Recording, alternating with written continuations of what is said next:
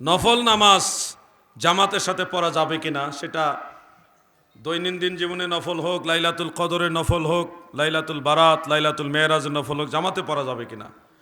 তো এক্ষেত্রে উত্তর হলো হানাফি মাযহাবের ফুকাহায়ে কেরাম রসুল করিম সাল্লাল্লাহু আলাইহি ওয়াসাল্লামের পুরো জিন্দিগিতে যত প্রকার নফল নামাজ আছে সবগুলি বিশ্লেষণ করেছেন, চুল ছেঁড়া তাহাকিক করে তেনারা রায় দিয়েছেন যে নফল নামাজ জামাতে পড়া যাবে না, ঘোষণা দিয়ে পড়া যাবে না অন্ততপক্ষে।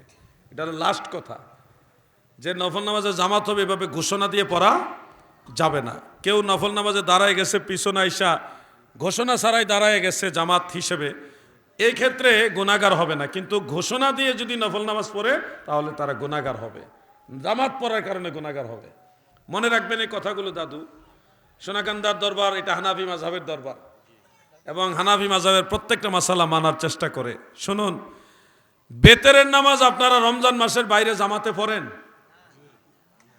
পড়েননি? দেখেন ফতোয়ার কিতাবে স্পষ্ট আছে বিতিরের নামাজ মাহে রমজানে জামাত পড়া মুস্তাহাব, তাও রমজান মাসের জন্য খাস। এটা রমজান মাসের জন্য এটা খাস। রমজান মাসে বিতিরের নামাজ জামাত পড়া যাবে, মুস্তাহাব, সওয়াব হবে জামাতে পড়লে। কিন্তু রমজান মাসের বাইরে অন্য কোনো মাসে বিতির ওয়াজিব নামাজ, নফল না, ওয়াজিব নামাজ রমজান মাসের বাইরে জামাত পড়া মাকরু, গুনার কাজ। যেটা ওয়াজিব নামাজ ওইটাই রমজান মাসের বাইরে জামাত পড়ার কোনো সুযোগ নাই, সেখানে নফল নামাজ আপনি কিভাবে জামাতে পড়বেন? দাদু, আপনি যদি মনে করেন আপনার কথা মানতাম না, এটা আপনার ব্যাপার, এটা আমার কথাও না, এটা হানাফি মাযহাবের রায়। রসুল করিম সাল্লাল্লাহু আলাইহি ওয়াসাল্লামের গোটা জিন্দিগির সমস্ত নফল নামাজ একসাথে বিশ্লেষণ করে ফুকাহায়ে আহনাফ তিনারাই ফাইসালা দিয়েছেন। অতএব শবে বরাতের নফল নামাজ হোক, শবে কদর উপলক্ষে নফল নামাজ হোক, অথবা শবে মেরাজ উপলক্ষে নফল নামাজ হোক, অথবা অন্যান্য নফল নামাজ হোক, আপনারা ঘোষণা দিয়ে জামাতে নফল নামাজ পড়তে পারবেন না। একজন মহিলা প্রশ্ন পাঠাইছে, আপনারা দাবি আছে, মহিলাদের দাবি নাই, তাহলে এটা তো রাখতে হবে। সকল মাযহাবের মধ্যে কি পর্দার বিধান এক? সকল মাযহাব, কোরআনের বাইরে তো আর কোনো মাযহাব নাই,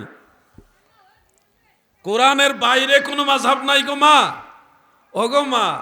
হানাফি, শাফিঈ, হাম্বলি, মালিকি চার মাযহাব সরাসরি আল্লাহ নিজে বলছে পর্দার কথা। আর আবু হানিফা রাহমাতুল্লাহ এটার বাইরে কোয়ার তো কোনো সুযোগই নাই। পর্দার কথা বলছে কে? আপনার কি সন্দেহ আছে নাকি? পর্দার কথা বলছে কে? আল্লাহ কি শুধু মহিলাদের পর্দার কথা বলছে? আল্লাহ পুরুষের পর্দার কথা কইছে আগে, এরপরে কইছে মহিলাদের পর্দার কথা।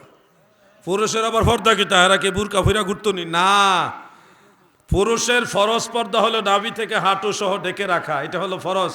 কিন্তু আমাদের যুবক ভাইরা এখন প্যান্ট পরে পড়তে পড়তে নিচে নেয়, আর দুই পাহাড় দেখা যায়। মানুষের লজ্জা শরম কোথায় চলে গেছে, পারে না, ল্যাংটা হয়ে যায় গায়ে, লজ্জা শরম নাই একেবারে, কবিরা গুনাহ। নাভির নিচে আপনি যদি অথবা হাঁটুর উপরে কোনো ধরনের কাপড় যদি এই ধরনের পরেন তাহলে এটা কবিরা গুনাহ। পুরুষের কথা বলছি, কবিরা গুনাহ, যেগুলি তওবা ছাড়া মাফ হয় না। আর মা বোনদের মাথার চান্দি থেকে পায়ের তলা পর্যন্ত সর্বাঙ্গ ঢেকে রাখা, এটা হলো ফরজ। ওনারা চাইলে হানাফি মাযহাবে একটা হাদিসের উপরে রায় দিয়েছেন, মহিলা মা বোনরা চাইলে মুখমণ্ডল, হাতের এই কবজি আর পায়ের পাতা প্রয়োজনে এটা এইটুকু জায়গা খুলতে পারবেন।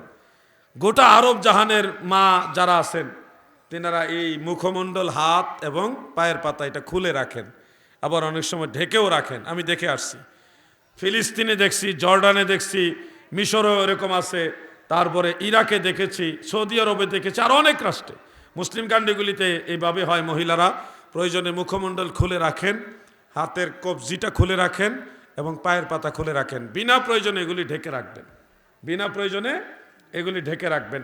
এটা হলো মা বোনদের পর্দা। পর্দা মানে বুরকা না, মা বোনদের এ বিষয়টা জেনে রাখতে হবে। বুরকা পরা ফরজ না, পর্দা করা ফরজ। আপনি সেই পর্দা আমাদের বাংলাদেশে যে ডিজিটাল সিপা চাপা যে একেবারে বুরকা এইটা দিয়ে যদি করেন হবে না, এমন বুরকা পড়তে হবে যেটা পরলে স্বাভাবিক আপনার শরীরের অঙ্গ প্রত্যঙ্গ এগুলি ভেসে উঠবে না, বোঝা যাবে না, এরকম বুরকা। অতএব আপনাদের মনে রাখতে হবে বুরকা পরা ফরজ না, পর্দা করা ফরজ।